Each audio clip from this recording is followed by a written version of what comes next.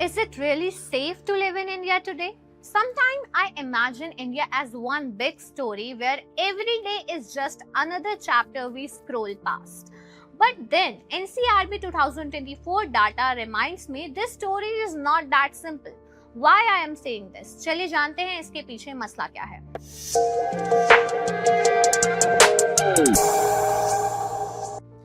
Because every year India records 60 lakh plus criminal cases, 60 lakh stories that actually make it to the system.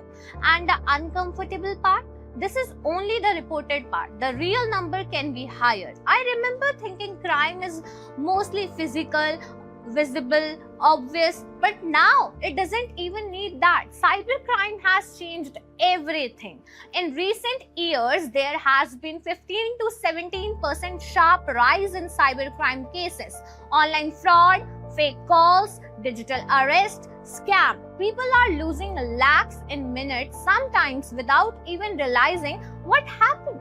And most of the time, the system steps in after the money is already gone.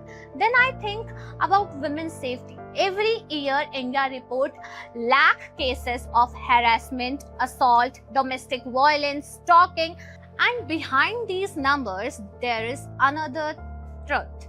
Many cases never get reported at all. Not because they didn't happen, but because somewhere confidence in protection is still not strong enough.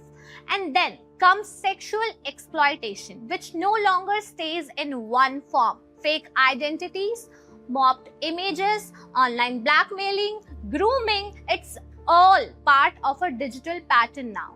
And it keeps increasing every year. Children are not spared either. Thousands of cases annually are reported against children. Abuse, kidnapping, exploitation. Senior citizen too. Fraud and abuse cases are rising continuously, targeting those who trust the most. And then there is the part that hits the hardest. India report over 1.7 lakh suicide every year. That's not just a statistic.